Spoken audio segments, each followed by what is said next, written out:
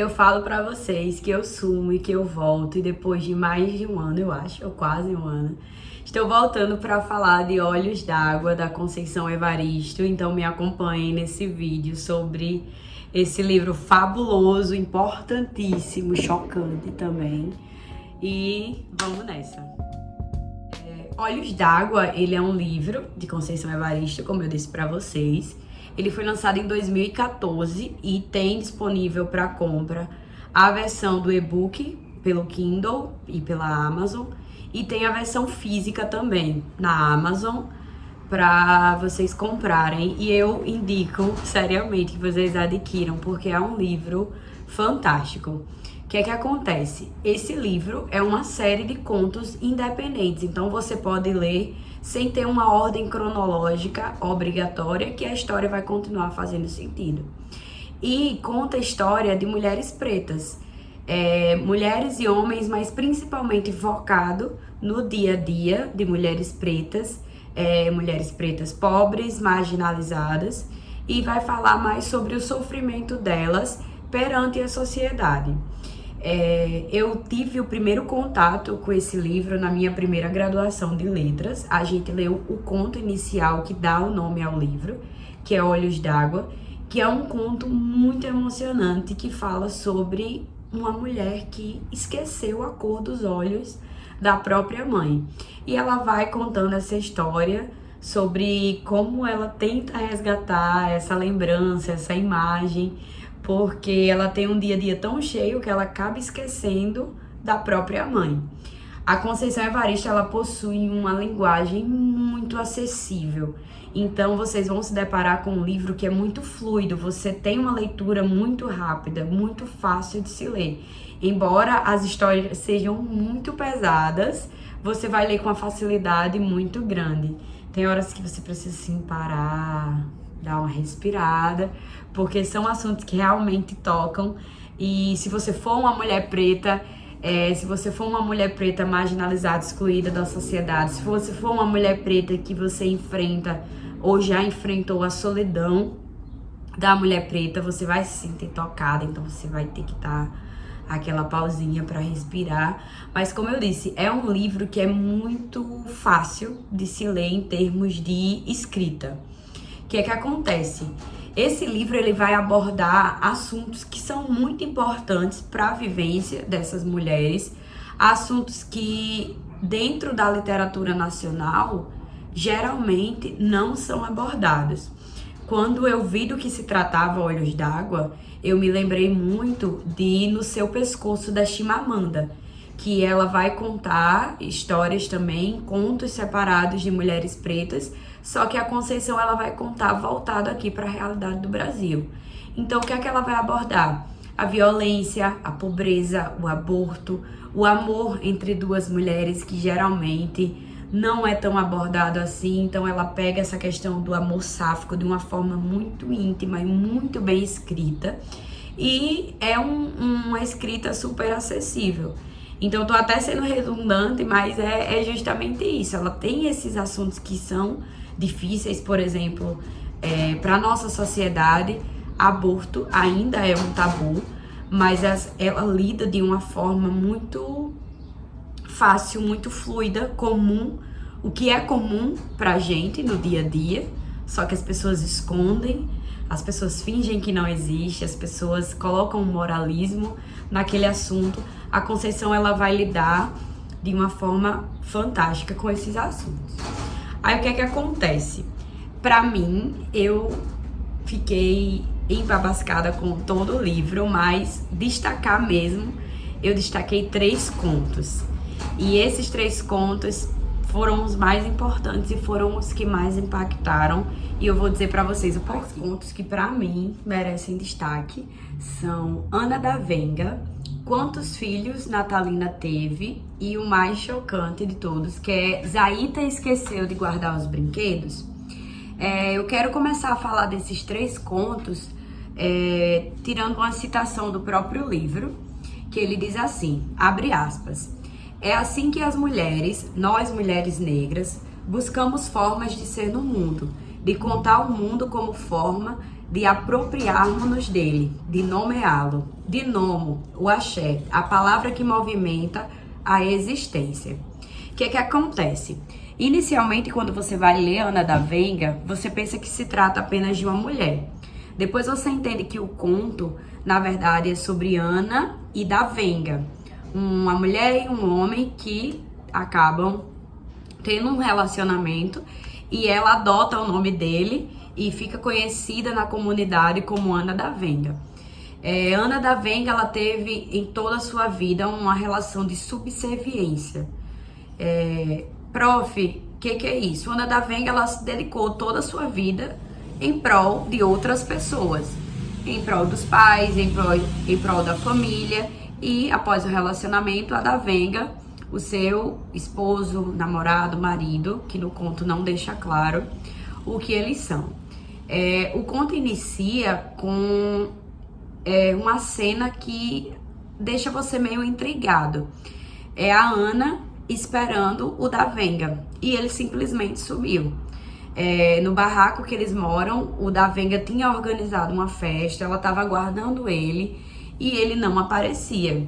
E ela fica indagando, ela fica se perguntando o que aconteceu com ele, se ele foi vítima de alguma coisa, porque eles moram num lugar perigoso.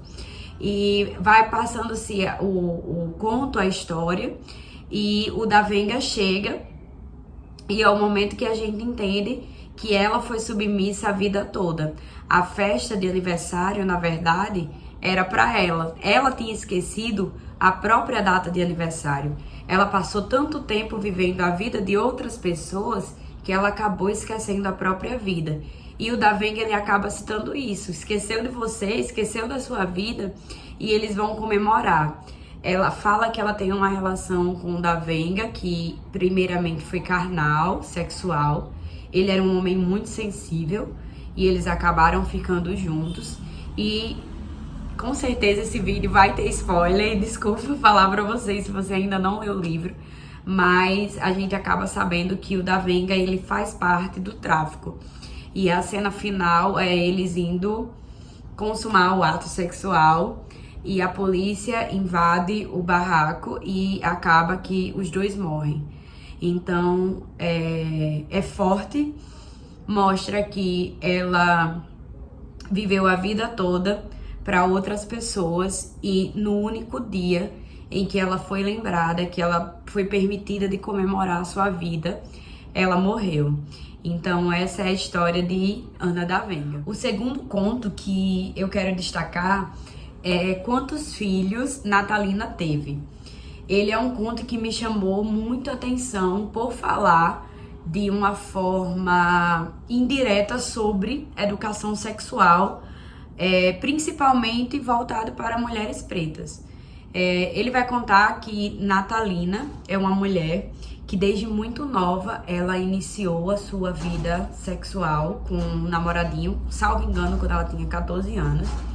E nessa relação ela acabou engravidando. Então ela teve sua primeira gravidez aos 14 anos.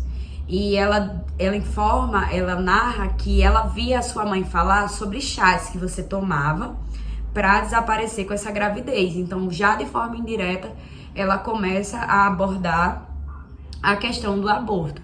E você vê que, como essas pessoas estão tão à margem da sociedade, então essas meninas acabavam não tendo acesso a formas de prevenção, à educação sexual.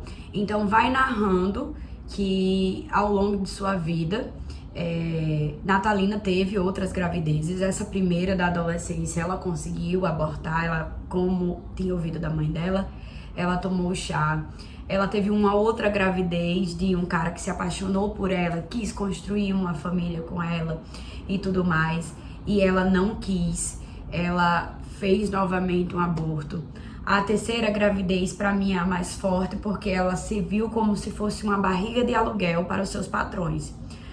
Os seus patrões, eles tinham o sonho de ser pais, só que a mulher aparentemente não conseguia, também não deixa tão claro. E ela, como empregada doméstica, ela acaba cedendo o seu corpo para realizar o sonho dos seus patrões. Então mostra que, além do corpo da mulher ele já ser violado por várias partes da sociedade, ele pode ser violado também no ambiente de trabalho. Porque mesmo que ela cedeu o seu corpo de forma... deixa eu procurar uma palavra.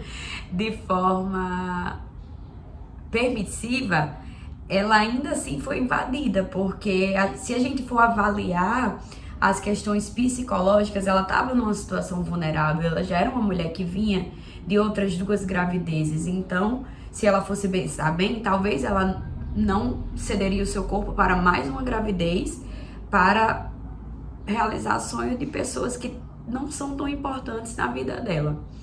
E a 4ª e última gravidez de Natalina é a mais pesada. Ela é vítima de um estupro.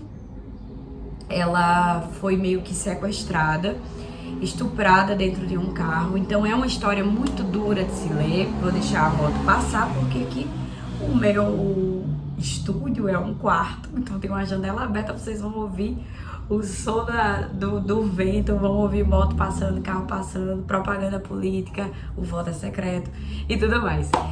Voltando, então é uma história muito dura e nessa 4ª gravidez a Natalina ela foi estuprada, então ela foi novamente invadida, teve seu corpo invadido, dessa vez sem permissão alguma e de uma forma bem chamativa e bem simbólica. Foi a única gravidez que ela decidiu manter.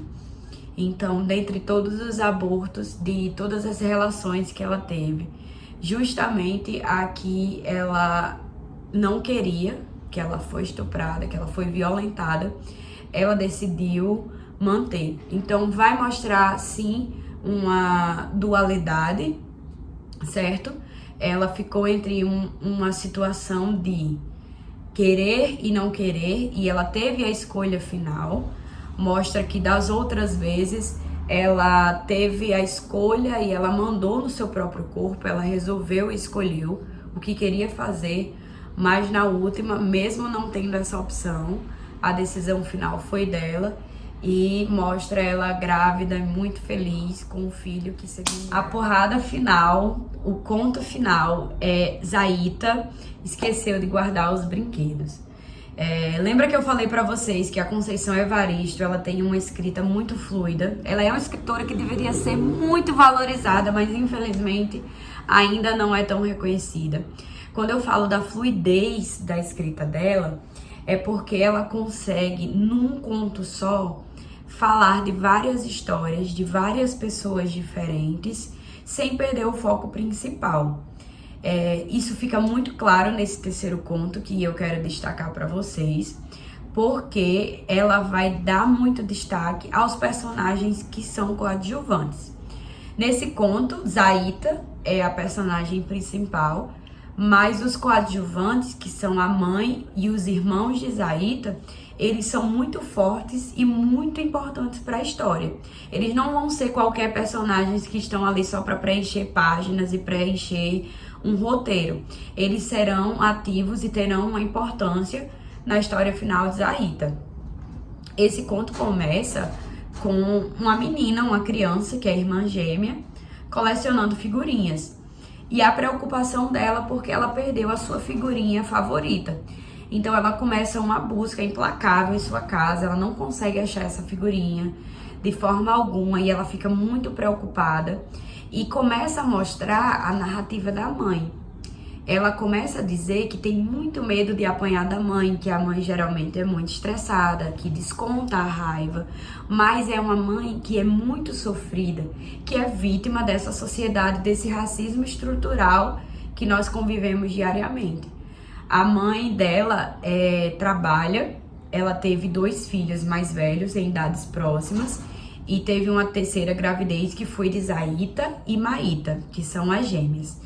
E ela vai contando as histórias simultaneamente enquanto a menina faz essa busca pela figurinha. Então é uma coisa tão pífia, tão pequena, que é uma criança perder um brinquedo, uma figurinha, mas contar histórias tão fortes por trás. Ela fala que o filho mais velho da mãe de Zaita, o irmão de Zaita no caso, ele tá no exército e que o segundo irmão tem interesse em seguir carreira também no exército. Só que isso fica meio perdido por aí. A Isaíta segue na sua procura, ela acha que sua irmã pegou a figurinha e ela sai de casa em busca dessa figurinha. E ela sai louca procurando. E aí, nessa procura, vai dando mais ênfase à história do irmão, do segundo irmão, o que tem vontade de seguir carreira no exército, mas nunca seguiu. Ele é retratado como um irmão meio que revoltado com a vida, com a realidade que ele está inserido, revoltado com as coisas são ao redor. Eu também destaquei uma citação que fala assim, abre aspas, o moço via mulheres, homens e até mesmo crianças, ainda meio adormecidos, saírem para o trabalho e voltarem pobres como foram, acumulados de cansaço apenas. Então, esse irmão revoltado, ele destaca que as pessoas, elas vão à procura de trabalho, elas vão à procura de ter uma vida digna e elas voltam para casa cansadas, continuam pobres, continuam sem dinheiro, continuam sem poder de compra e continuam na mesma realidade. Elas não conseguem ascender socialmente. E daí a gente vai entendendo que esse irmão da Isaíta, ele também está envolvido com o tráfico. Ela cita uma ocasião em que ela estava sem conseguir dormir e ela viu o irmão pegar um revólver embaixo do sofá e logo após, de noite, ela ouviu vários disparos ao redor. Então fica meio que subentendido que é o irmão dela que está participando desse acontecimento. Aí ela fala que o irmão dela começou aos poucos, começou como olheiro, começou a ajudar as pessoas do tráfico e a história vai se desenrolando e a Isaíta, ela continua procurando de forma incessante essa figurinha que ela perdeu. Em um outro momento destaca que a sua irmã realmente pegou a sua figurinha. Então a Isaíta, ela estava na rua sem um motivo considerável e ela continuou caminhando na rua. E houve um momento que começou um tiroteio e a Isaíta estava tão preocupada em pegar a sua figurinha que ela acabou morta. E é muito chocante, é muito tocante, porque ninguém consegue perceber aquele corpo morto no chão de uma criança. E a irmã dela, quando encontra o corpo de Isaíta no chão, a irmã dela não se dá conta que a irmã tá morta. E ela só consegue falar que a irmã deixou os brinquedos espalhados no chão e que a mãe delas ia brigar com elas. Então, pra mim, foi a história mais trágica, foi a história mais forte, que retrata uma realidade muito dura de milhares de brasileiros. Você pode conhecer várias pessoas como a mãe de Isaíta, você pode conhecer várias pessoas como os dois irmãos de Isaíta e pode conhecer várias Aítas que são vítimas desse sistema que nós vivemos. Nós temos Ágatas, Cauãs e várias crianças que foram assassinadas nessas situações. Então, quando eu li esse conto, eu parei, precisei dar uma respirada, precisei